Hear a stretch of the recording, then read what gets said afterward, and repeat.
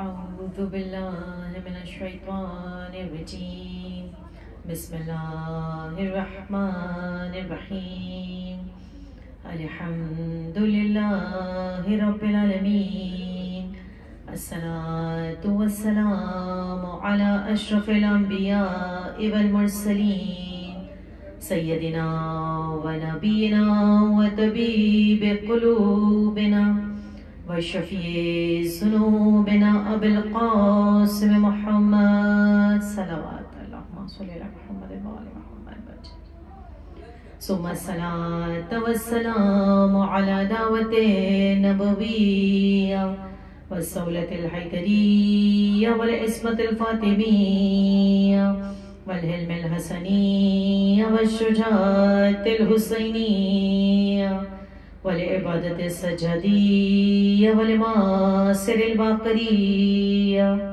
والآثار الجعفرية والعلوم الكاظمية والحجاج الرضوية والجود التقوية والنقاوة النقوية والهيبة العسكرية والغيبة الإلهية والقائم بأمر الله الصلوات دعائے سلامتی امام زمان بسم اللہ الرحمن الرحیم اللہم کل ولیک الحجت ابن الحسن صلواتک علیہ وعلی آبائہ فی هذه الساعة وفي كل ساعة وليا وحافظا وقائدا وناصرا ودليلا وعينا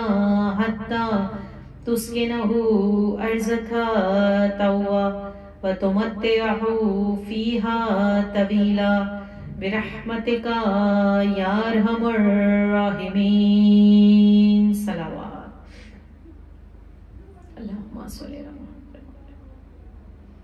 بسم اللہ الرحمن الرحیم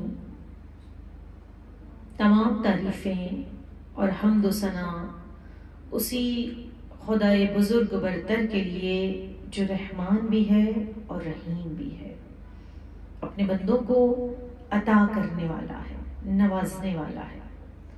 چاہے اس خدا کو کوئی سجدہ کرے یا نہ کرے، اس خدا کو کوئی مانے یا نہ مانے، اس کی عبادت کوئی کرے یا نہ کرے، لیکن خدا کی نعمتیں سب کے لیے ہیں۔ اس دنیا میں نمرود کو بھی دیتا ہے، شداد کو بھی دیتا ہے، فرعون کو بھی دیتا ہے، ابو لہب کو بھی دیتا ہے، جناب موسیٰ پر بھی اس کی رحمتیں نازل ہو رہی ہیں، جناب ابراہیم علیہ السلام پر بھی، جناب عیسیٰ علیہ السلام پر بھی، اور محمد مصطفیٰ پر بھی، یعنی کہ اس کی نعمتیں سب کے لیے ہیں، چاہے کوئی اس کو مانے یا نہ مانے، چاہے کوئی اس کو تسلیم کرے یا نہ کرے، کیونکہ میرا اور آپ کا پروردگار جو کہ رحمان بھی ہے اور رحیم بھی ہے،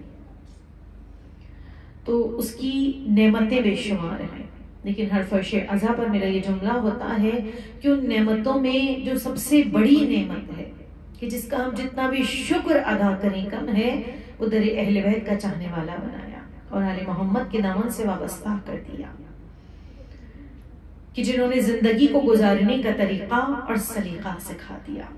وہ پروردگار عالم اپنے بہترین کلام معجز نما میں ارشاد فرما رہا ہے، سورہ بقرہ کی 45 آیت ہے، روزانہ جو آیت مسلسل آج 7واں دن ہے آپ لوگ سن رہے ہیں، وَاسْتَعِينُوا بِالصَّبْرِ وَالصَّلَاةِ، پروردگار کہہ رہے مدد مانگو مجھ سے، خدا کہہ رہے مجھ سے مدد مانگو صبر اور صلاۃ کے ذریعے سے، نماز کے ذریعے سے۔ کوئی مشکل ہے، کوئی پریشانی ہے، کوئی حاجت ہے جو پوری نہیں ہو رہی، تو بارگاہ رب العزت میں نماز کو ادا کرو۔ واجبات تو ادا کرتے ہی ہیں، مستحب نمازیں معصومین نے بتائی ہیں، تو آج جس روزانہ ایک نماز کا تذکرہ ہے، تو آج جو نماز میں بیان کرنے جا رہی ہوں حاجت کے لیے نماز ہے، وہ نماز ہم تک پہنچی ہے شہزادی کونین حضرت زہرا سلام اللہ علیہا سے، اور بی بی کے پاس جبرائیل امی سے پہنچی۔ کیسے؟ دیکھیے بی بی سے، حضرت زہرا سے جو اعمال ہم تک پہنچے ہیں، جو کچھ بھی، تو وہ ڈائریکٹ ملائکہ سے، کیونکہ آپ جانتے ہیں کہ یہ کائنات کی وہ شہزادی ہے، یہ کائنات کی وہ بی بی ہے کہ جب کسی نے امام معصوم سے پوچھا تھا، صادق علیہ محمد میرے چھٹے امام جعفر صادق علیہ السلام سے، کہ عرش کے ملائکہ کیا انبیاء کے علاوہ بھی کسی سے گفتگو کرتے ہیں؟ تو اس وقت امام صادق نے کہا تھا، ہاں انبیاء کے علاوہ ایک ہستی ہے، میری جدہ میری دادی فاطمہ الزہرا کی ہستی، وہ ہستی ہے کہ ملائکہ جن سے کلام کرتے ہیں، ملائکہ جن سے گفتگو کرتے ہیں، کہ بعد رسول بی بی حسن و ملال میں ہوتی تھی۔ خدا کہتا تھا، ملائکہ کو حکم دیتا تھا، جاؤ در سیدہ پر جاؤ، اور اتنا کلام کیا ہے ملائکہ نے بی بی سے، اتنا کلام کیا ہے ملائکہ کائنات، سنتے جاتے تھے لکھتے جاتے تھے، سنتے جاتے تھے لکھتے جاتے تھے، کہ پورا مصحف فاطمہ تیار کیا، قیامت تک کے آنے والے واقعات موجود ہیں، اتنا کلام کیا ہے ملائکہ نے۔ تو جو نماز میں آج بیان کرنے جا رہی ہوں، جبرائیل امی سے پہنچی ہے حضرت زہرا، اور حضرت زہرا سے ہم لوگوں تک حاجت کے لیے، حاجت روائی کے لیے نماز ہے، مجرب ترین نماز ہے۔ بی بی کہتی ہیں کہ کوئی کسی مشکل میں، پریشانی میں گرفتار ہو جائے تو اسے چاہیے پروردگار اس فرشیازہ کے صدقے میں سب کی مشکلوں کو حل کرے، سب کی پریشانیوں کو دور کرے، تو اسے چاہیے کہ 2 رکعت نماز حاجت اس انداز سے ادا کرے کہ پہلی رکعت میں سورہ الحمد کے بعد 100 مرتبہ سورہ قدر، سورہ انا انزلناہ فی لیلۃ القدر۔ کون سا سورہ؟ وہ سورہ انا انزلناہ کی، جس کے لیے ناصر مکارم شیرازی سوانح فاطمہ میں لکھتے ہیں کہ جب کسی نے پوچھا تھا کہ مولا سورہ قدر کی تفسیر بیان کر دیجیے، انا انزلناہ فی لیلۃ القدر وما ادراک ما لیلۃ القدر، تم کیا جانو لیلۃ القدر کیا؟ تو امام صادق نے فرمایا تھا، وما ادراک ما فاطمہ، تم کیا جانو فاطمہ زہرا کیا ہے؟ فاطمہ روح رسالت ہے، فاطمہ نقش امامت ہے۔ تو بس بی بی کہتی ہیں، ارشاد فرماتی ہیں کہ پہلی رکعت میں الحمد کے بعد 100 مرتبہ سورہ قدر، اور دوسری رکعت میں الحمد کے بعد 100 مرتبہ سورہ اخلاص، قل هو اللہ احد۔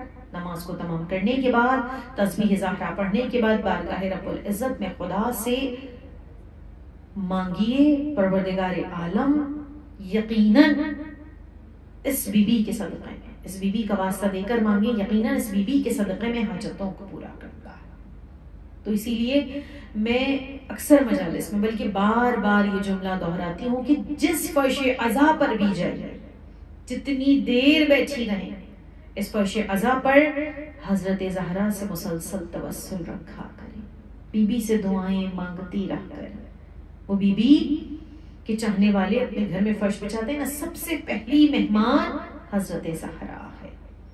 اور آج تھوڑا سا ذکر بی بی کا، بی بی کے اس فرزند کا کرنا ہے کہ جن کے لال کا آج تذکرہ، یعنی کہ شہزادہ قاسم کا آج تذکرہ کرنا ہے نا، تو آج امام حسن مجتبیٰ کا میں تھوڑا سا ضرور، میں 7 محرم کو تھوڑا سا ذکر امام حسن مجتبیٰ کا کرتی ہوں، کیونکہ بہت کم ذکر ہوتا ہے امام حسن کا۔ وہ حسن مجتبیٰ جو صلح و صفا کا پیکر،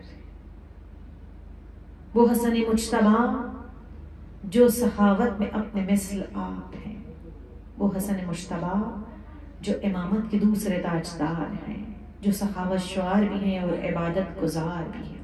یقیناً فضائل و کمالات بے شمار ہیں، فاطمہ زہرا کے فرزند ہیں، لال ہیں۔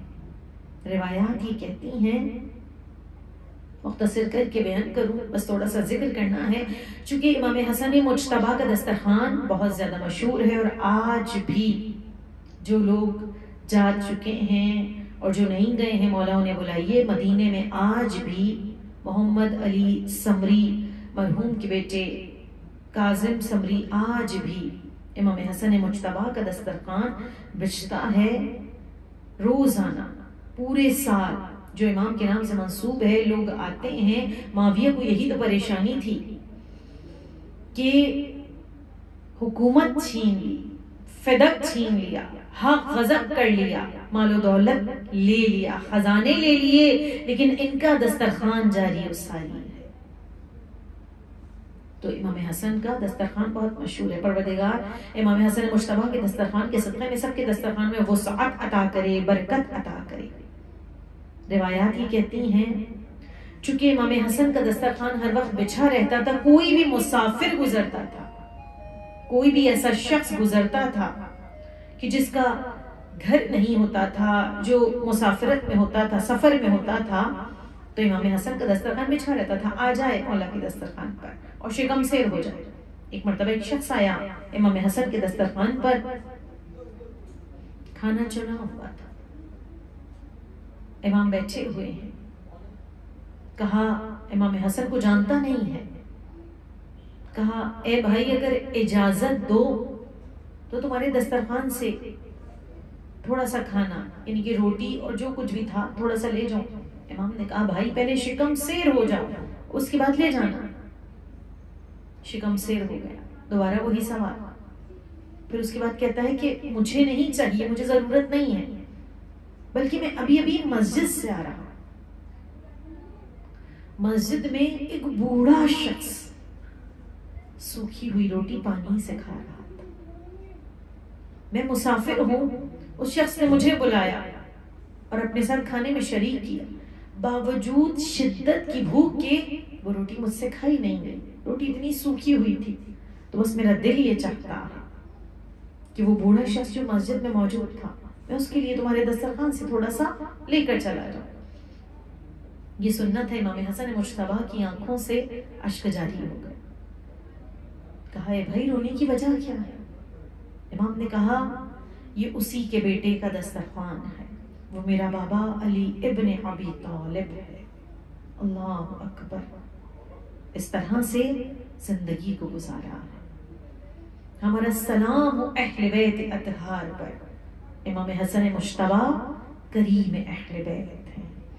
آج آپ کے لال کا پرسہ دینا ہے. کریم امام ہے نا. دیکھیے ویسے تو سب کے سب کریم ہیں، اہل بیت کے گھرانے میں سب کے سب کریم ہیں. مولا کائنات یقیناً کریم ہے. شہزادی کونین کریم ہے. امام حسین کریم ہے. سید سجاد کریم ہے. امام باقر کریم ہے. امام صادق کریم ہے. امام زمانہ کریم ہے. امام رضا کریم ہے. سب کے سب کریم ہیں. مولا عباس کریم ہے. بی بی زینب کریم ہے. میں کہتی ہوں جس گھرانے میں سب کے سب کریم ہو، کرم کرنے والے، اور اس پورے خاندان میں، پورے گھرانے میں جس کو کہا جائے کریم اہل بیت، تو کتنا کریم ہوگا. تو امام حسن مجتبیٰ کا لقب کریم اہل بیت. تو یقیناً آج اس فرش عزا پر امام حسن مجتبیٰ ضرور تشریف لائے ہوئے ہوں آپ کے لال کے پرسے کی مجلس سے. بیبیوں آج محرم کی 7 تاریخ ہے. آج سے دل اور زیادہ تڑپ جاتے ہیں. ویسے تو محرم کا چاند دیکھ کر ہی دل تڑپ جاتا ہے. پورے یہ جو 10 روز ہیں بڑی قیامت کے ہیں، لیکن خصوصیت سے 7 محرم سے 2 نسبتیں ہیں اس دن. پہلی کہ 7 محرم سے خیام حسینی میں پانی بند ہو گیا. ننھے ننھے معصوم بچے ہیں اور العطش العطش کی صدائیں بلند. اور دوسری بات، دوسری نسبت کیا ہے؟ ویسے تو شہادتیں سبھی کی ایک ہی دن ہوئی ہیں، لیکن خصوصیت سے پوری دنیا میں محرم کی 7 تاریخ کو حسن مجتبیٰ کے لال قاسم کا، شہزادہ قاسم کا پرسہ دیا جاتا ہے، اہتمام کیا جاتا ہے.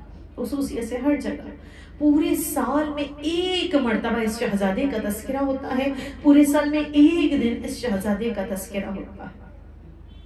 تو بس بیویوں آج اس فرش عزا پر پرسہ لینے کے لیے ام فروا آئی ہوئی ہے، بیوہ حسن آئی ہوئی ہے۔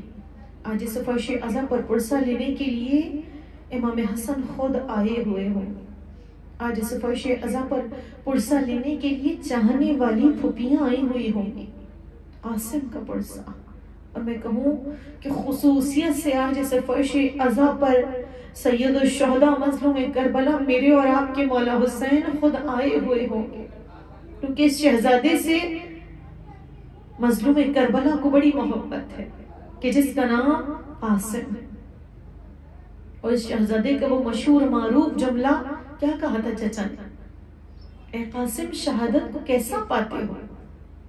13 برس کے ہیں قاسم، شہادت کو کیسا پاتے ہو؟ چچا شہد سے زیادہ شیریں پاتا۔ اللہ اکبر! یہ بنو ہاشم کے جوان ہیں، اس گھر کا بچہ مونگے موتی اور مرجان ہے، اس گھر کا بچہ مونگے موتی اور مرجان ہے۔ اتنا حسین فروا کا چاند تھا کہ جس کو دشمنوں نے دیکھ کر کہا تھا کہ لگتا ہے چاند زمین پر آ گیا۔ جب میں جملہ پڑھتی ہوں میں کہتی ہوں جو دشمنوں کے لیے چاند تھا وہ ماں کے لیے کیا ہوگا۔ اور اولاد والی مائیں بیٹیاں، خدا سب کے جوانوں کو سلامت رکھے۔ ہر ماں کی تمنا ہوتی ہے ہمارا لال جوان ہوگا، اس کے سر پہ صحرا سجائیں گے۔ ہر ماں کی تمنا ہوتی ہے، بس ام فروا کی بھی یہ تمنا تھی کہ میرا لال جوان ہوگا، میں سر پہ صحرا سجاؤں گی۔ شادی کا ارمان تھا۔ اور بیبیوں، جب ماں اور باپ دونوں بچے کو مل کر پالتے ہیں تو یقیناً ماں اور باپ دونوں کا ہی لاڈلا ہوتا ہے، لیکن اگر بیوہ ہونے کے بعد ماں تنہا پالتی ہے، بے شک حسین ابن علی جیسا چچا موجود تھا، شفیق ترین چچا موجود تھا، بالکل باپ جیسا، لیکن جب باپ سر پر موجود نہیں تھا، تنہا ماں نے پالا تو کس طرح سے پالا ہوگا۔ میں کہتی ہوں فروا کی تو کائنات تھا شہزادہ قاسم، پوری کائنات اس بیٹے میں تھی۔ لیکن ہمارا سلام ہو کربلا کی ان ماؤں پر، ہمارا سلام ہو جو یہ کہتی ہوئی نظر آتی ہیں شب عاشور، اے قاسم تیری ماں نے بڑے دکھ اٹھائے ہیں، تیرے بابا کا جنازہ جب قبرستان سے واپس آیا تھا، جنازے پہ تیروں کی بارش ہوئی تھی، ارے تیری پھوپھی زینب نے کہا تھا اے بھیا حسین میں نے تو اپنے بھائی کو سفید کفن پہنایا تھا، یہ کفن سرخ کیسے ہو گیا؟ اے قاسم تیری ماں نے بڑے مسائب اٹھائے ہیں، تیرے بابا کے جگر کے ٹکڑے تشت میں دیکھے ہیں، قاسم تم کم سن تھے۔ کل بیوہ ماں کو سرخرو کر دینا، فاطمہ زہرا کے سامنے بیوہ ماں کی لاش رکھ لینا۔ میں کہتی ہوں شہزادے نے کہا ہوگا اماں بابا کا تو لاشا آیا تھا نا، صرف تیروں کی بارش ہوئی تھی، میرا لاشا نہیں آئے گا، بلکہ میری لاش کے ٹکڑوں کو چچا ابا کے دامن میں سمیٹ کر لائیں گے۔ بس بیبیوں روز عاشورہ قیامت کا دن نمودار ہوا، قربانیوں کا آغاز ہوا۔ تھوڑی دیر کے بعد قاسم ماں کے پاس آتے ہیں، اماں چچا اجازت نہیں دے رہے۔ جب جناب زینب کے بچوں کی لاشیں آ گئے، ام فروا نے کہا کہاں ہے قاسم؟ کہا چچا اجازت نہیں دے رہے کسی طرح سے بھی۔ کہا تمہارے بابا نے بازو پر ایک تعویذ باندھا تھا، اس تعویذ کو کھولا، تحریر حسن نظر آئی، لکھا ہوا تھا اے میرے بھائی حسین، کربلا کے میدان میں میں تو نہیں ہوں گا، میری طرف سے میرے لال قاسم کو قربان کر دینا، میری نیابت کربلا میں قاسم کرے گا۔ اس تحریر کو پڑھنا تھا، بس ام فروا چلی ہیں اپنے شہزادے کو لے کر۔ ایک مرتبہ غازی ابو الفضل عباس نے دیکھا، ایک مرتبہ حسین ابن علی نے دیکھا، عباس یہ کون سی بی بی ہے جو تمہاری زندگی میں گھر سے باہر آ گئی؟ بھیا بھابھی ام فروا ہے، بیوہ حسن ہے۔ حسین بھی کھڑے ہو گئے، عباس بھی اپنے مقام سے کھڑے ہو گئے۔ لا کر بی بی نے، شہزادی ام فروا نے بھائی کو بھائی کی تحریر دی۔ امام حسین نے جیسے ہی اس کو کھولا ہے، غربت کے عالم میں بڑی محبت تھی نا، کیونکہ حسن تو حسین کے بھی امام ہے، امام حسن امام حسین کے بھی امام ہیں، غربت کے عالم میں، اتنی مشکل کے عالم میں، جب نہ ماں موجود ہے، نہ باپ موجود ہے، نہ نانا موجود ہے، کوئی موجود نہیں، اتنی غربت کے عالم میں بھائی کی تحریر نظر آئی، آنکھوں سے اشک جاری ہو گئے، اے قاسم اب تمہیں چچا نہیں روک سکتے۔ بس بیویوں کہتے ہیں کہ امام حسین نے سب کو رخصت کیا، لیکن اس یتیم بھتیجے کو رخصت کرتے ہوئے میرا امام نے اتنا گریہ کیا، قاسم کو سینے سے لگا کہ اتنا روئے ہیں کہ مولا کو غش آ گیا اور شہزادے کو رخصت کیا ہے۔ بس بیویوں کہا جاتا ہے، ارزق شامی کے 4 بیٹوں کو واصل جہنم کیا، مختصر کر کے بیان کروں، دعائیں مانگتی جائیے۔ ارے ام فروا کے جوان کی مجلس ہے، آج فاطمہ زہرا اپنے پوتے کا پرسہ لینے کے لیے آئی ہوئی ہوں گی، امام حسن مجتبی آئے ہوئے ہوں گے اپنے لال کا پرسہ لینے کے لیے۔ یہ قیامت کی راتیں شروع ہو چکی ہیں۔ اے رونے والوں، خدا آپ کو آباد رکھے۔ میرے 5ویں اور 6ٹھے امام کہتے ہیں، جو ہم آل محمد کے غم میں بابا سے بلند گریہ کرتا ہے، ہم خدا سے دعا کرتے ہیں خدا اس پر اپنی رحمتوں کو نازل کرے۔ بس جب ارزق شامی جیسا پہلوان امام حسین نے دیکھا کہ شہزادے کے مقابل پر آیا ہے، اماں فضا، ارے قاسم کی ماں سے کہو دعا کرے، خدا میرے قاسم کو فتح عطا کرے۔ ماں کے ہاتھ بلند ہوئے، پروردگار نے شہزادے کو فتح عطا کی۔ ابن زیاد نے کہا، اس کو بچہ نہ سمجھو، اب ایک ایک کر کے نہ جاؤ بلکہ چاروں جانب سے جاؤ۔ بس بیویوں اولاد والی مائیں بیٹھی کلیجے پہ ہاتھ رکھ کے جملہ سنے، وہ وقت بھی آیا، ارے فروا کے لال کو چاروں جانب سے گھیر لیا گیا، تینوں کی بارش شروع ہوئی، تلواروں کی بارش شروع ہوئی، نیزوں کی بارش شروع ہوئی۔ حسن مجتبی کا لال زخمی ہوتا گیا، ارے زخمی ہوتا گیا، اتنا نازک بدن تھا قاسم کا، ماں نے کبھی موٹا لباس نہیں پہنایا۔ جب اتنے زخم آئے، ارے چاروں جانب سے تیر تلوار نیزے آنا شروع ہوئے، آواز چچا سلام آخر قبول کیجئے، اے چچا مدد کے لیے آ جائیے۔ یتیم بھتیجے کی آواز کو حسین نے سنا، ابو الفضل عباس نے سنا، عباس اپنے گھوڑے پہ بیٹھے، ارے حسین گھوڑے پہ بیٹھے، فوج اشقیہ نے دیکھا حسین اور عباس ایک ساتھ گھوڑوں کو دوڑاتے ہوئے آ رہے ہیں، ارے جیسے ہی دیکھا، ارے حسین اور عباس کو ایک ساتھ آتا ہوا دیکھ کر ایک بھگدڑ مچ گئی، اس طرح سے بھگدڑ مچی کہ مشرق کے گھوڑے مغرب کی جانب اور مغرب کے گھوڑے مشرق کی جانب، لیکن ہائے اسی بھاگ دوڑ میں فروا کا لال گھوڑوں کی ٹاپوں سے پامال ہو گیا۔ میں کہتی ہوں کہ جب تک زین پر تھے قاسم تھے، اور اس زمین پر آئے تو تقسیم ہو گئے۔ جب میرے مولا پہنچے ہیں نا، کہیں قاسم نظر نہیں آتے، میں کہتی ہوں مولا لاشا ہوتا تو نظر آتا۔ ارے جناب قاسم کی لاش کے ٹکڑے سرزمین کرب و بلا پر بکھر گئے تھے، ارے لیلا کی کمائی لٹ گئی، ام فروا کی کمائی لٹ گئی تھی۔ بس کہا قاسم کہاں ہو، آواز تو کوئی آواز نہیں آئی۔ امام وقت میں حکم دے رہا ہے قاسم کہاں ہو، شہزادہ قاسم کی لاش کے ٹکڑے تڑپنے لگے، السلام علیکہ یا ابا عبداللہ۔ حسین ابن علی نے ہاتھوں کو جوڑا، میرے لال چچا کو معاف کر دینا، ارے تمہاری آواز پر فوراً نہ پہنچ سکا۔ سرزمین کرب و بلا پر اپنی ابا کے دامن کو، اپنی ابا کو پھیلایا، میرے مولا پر قیامت کا وقت تھا، لاش کے ٹکڑوں کو اٹھاتے جاتے تھے، سینے سے لگاتے جاتے تھے اور گریہ کرتے جاتے تھے۔ بس آخری جملے ہیں، دل کھول کر پرسہ دے دیجئے گا، ایک بیوہ ماں آئی ہوئی ہے اپنے لال کا پرسہ لینے کے لیے، گٹھڑی کو اٹھایا، میرے مولا لے کر چلے ہیں۔ جب آئے ہیں نا، کہا زینب بھابی ام فروا کہاں ہیں؟ اب جب بی بی ام فروا آئی ہیں، امام حسین کو دیکھا، کہا آقا حسین کیا میرے لال نے وفا نہیں کی؟ کیا میرے لال نے وفا نہیں کی؟ بھابی آپ کے لال نے تو ایسی وفا کی ہے کہ تاریخ عالم میں ہمیشہ یاد رکھی جائے گی۔ کیوں بھابی یہ جملہ کیوں کہا؟ اے میرے امام یہ جملہ اس لیے کہا، صبح سے دیکھ رہی ہوں سب کے لاشیں لا رہے ہیں، میرے لال کا لاشا کیوں نہ لائے؟ اے فرزند رسول، بس یہ سننا تھا۔